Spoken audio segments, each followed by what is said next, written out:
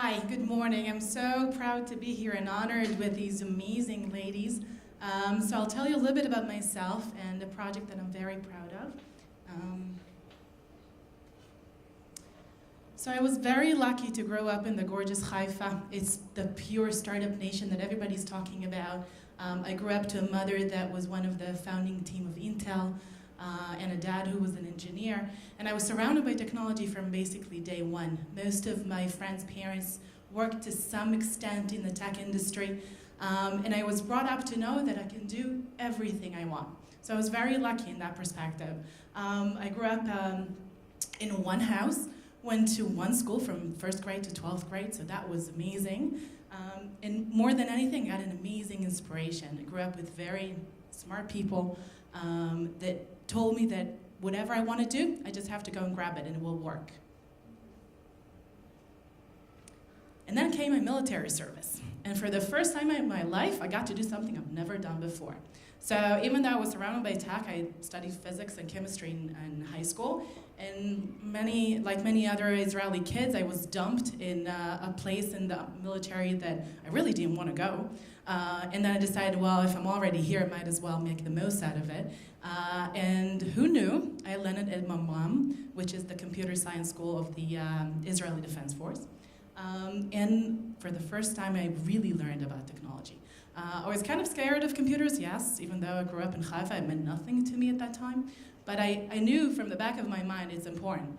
And that's when I started studying and learning, and I felt I wasn't doing enough, so I quickly went to officers training, and I came back to the Northern Command in Sfat, and spent most of my service there, really trying to help integrate very high-end computer systems with the guys who were doing all the hard work. Lebanon was still extremely active at that time, and we're bringing them new and interesting systems to really help their lives and hopefully save a few lives. It really taught me one main thing. Technology is amazing, there's no doubt about it, but the people who create it are what I was most passionate about. I found geeks just like me who liked coding and who liked creating really fun stuff with technology and maybe trying to even make the world slightly better. And it was clear for me that this would be my career. All right. So I had quite a path. I did everything quite quickly, but just to walk you through very fast. So I went to study computer science. It was quite clear for me that I had to do that. But I wanted to gain the business aspects of it, so I went to study law as well. But then I figured I don't know enough yet, certainly not to do business, so we moved to the States just 2 weeks after getting married. And I got my MBA at Georgetown, focusing on finance and accounting, and then went to be an investment banker on Wall Street. It was 2007 until 2009. Certainly a very interesting time on Wall Street, if you remember. It was literally melting down in my hands. I started in mid-2007. The first round of layoffs was 3 months later. And after surviving 6 rounds of layoffs, I figured it was time to move back to Israel and continue here. But what I learned about creativity is when things get tough, this is when you really have to start thinking and doing things a little bit differently. So I worked for Bank of America, and certainly not Goldman Sachs, but we had to go into conversations with clients and really bring something new to the table. That was my time to push the Israeli companies that I knew from back home and that I worked with as an attorney. And it was an opportunity to teach them about the tech in Israel, which everybody talks about, but no one can point into smaller companies. So they can talk today about Waze, and they can talk about Fiverr, which are all large companies in Israel. But what about the smaller startups? Those are the real opportunity. And we brought them to large American clients, and it was a very interesting, creative way to think about stuff. They were cheaper, so people can afford them, and that's how we did business in those crazy years on Wall Street. And then I moved back, and it was time to get back to the startups that I've always loved working with. And I joined Carmel Ventures, which is one of the leading venture capital firms in Israel. And more than anything, I learned that sometimes it's good to be the fly on the room and just listen. So I got the opportunity to meet hundreds and hundreds of entrepreneurs. And more than I can teach them, they taught me everything I know today. And by listening to what they've done well and what they've done wrong, I could take that and later on do it on my own. At the same time, I had to build my own family. And I'm a very proud mom of 2 small boys. Yair, who's 4, and Eitan, who's a year old. And the interesting part is, when I had Yair, I took a 6 months off.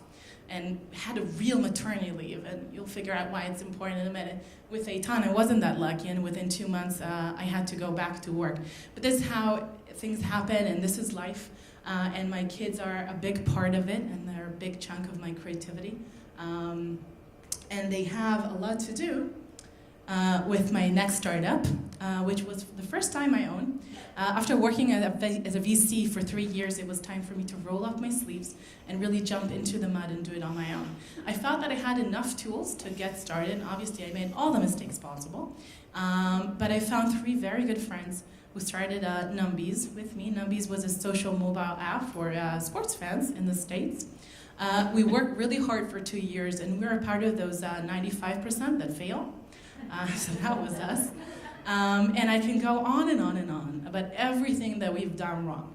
But I can tell you what we've done right. So first of all, I had Eitan at the same time. So it was quite a challenge to be huge, pregnant, and trying to raise money for the company.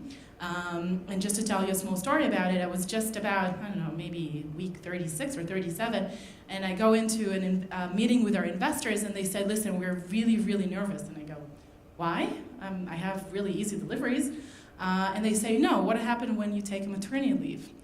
And this is when I had to pause, realize that it's nothing against me specifically, but what he's trying to say that he wants me engaged in the business immediately after I give birth. And I said, listen, you've known me for quite a while.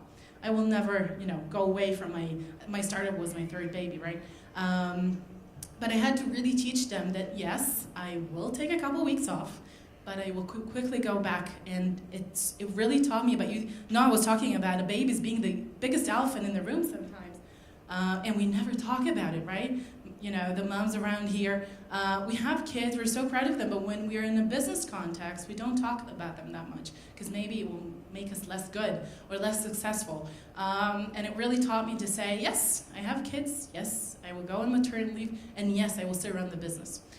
So no worries about that, and that's exactly what I did. So even after, with my first child, I had 6 months off here, I had 2 months off, and I was still making calls all night just to make sure the business was running. And that's the fun of being in control of my career. So let me tell you about the project that I'm very proud of. So I've been working with guys from Google for a long time, and they kept talking about their 20%. And at some point I said, okay, what is this 20%? So Google has this really interesting initiative where their employees can work 20% of their time on other projects, mostly community-based projects. And I decided, well, if the Googlers can do it, so can I. So let me tell you about my 20%, which is the time that I volunteer and donate for myself, and I want to tell you about Campus TLV for Moms. So Campus TLV was founded by Yazamiyot, which is a network organization for women, mostly around the tech industry, who want to either start their own startup or boost innovation within their organizations. And it's a large community, it's probably 600 women right now in Israel. And together with Google, who's hosting the project, we started this amazing, what we call startup school for women on maternity leave. So for the first time, babies are actually allowed in the room, and they're very welcome. And these women can come with their kids. It's not an elephant anymore. And they can learn about startups and figure out how to get it done on their own, whether it's a real startup or innovation within their organization. And we give them all the basic tools. Can we flip to the video? Real quickly.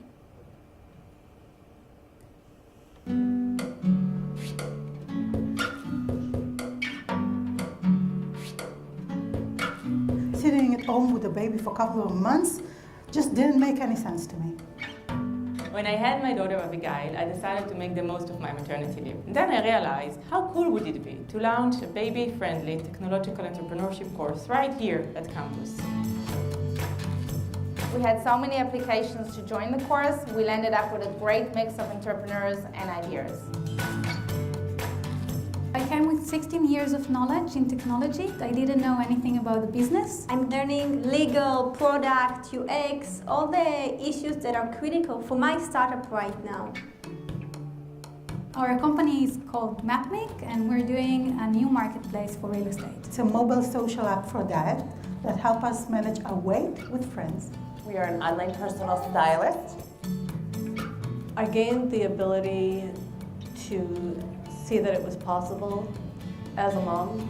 It's a sharing community, and it's amazing because we are here for each other. Thanks to Campus TLV for Moms, We found our CTO. We found each other. Coming here once a week just boosts me with energy. I go out and stuff happens.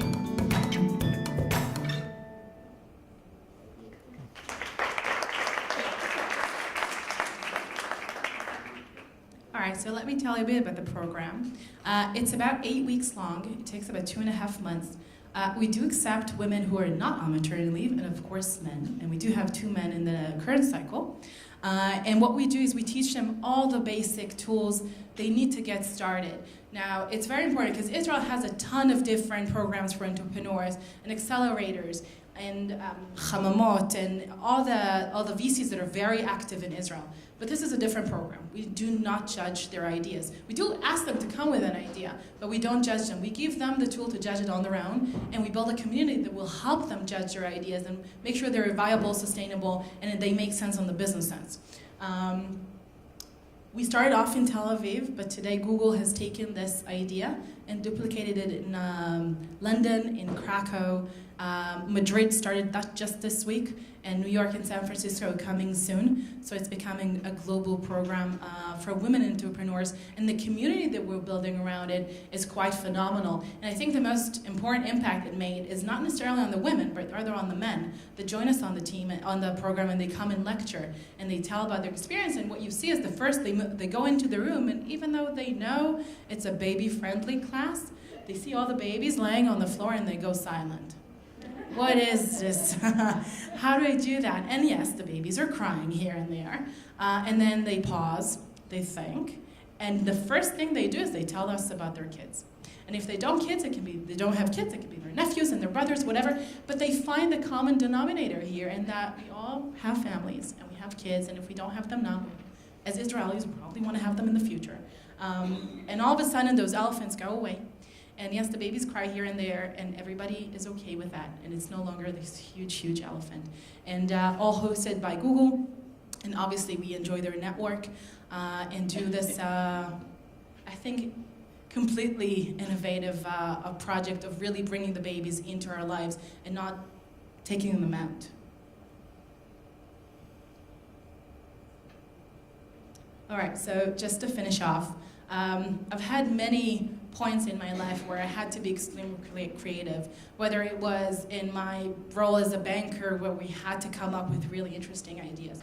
And at the end of the day, it was all about leveraging what we have at that point to make something new, something different, and definitely something better with what we have.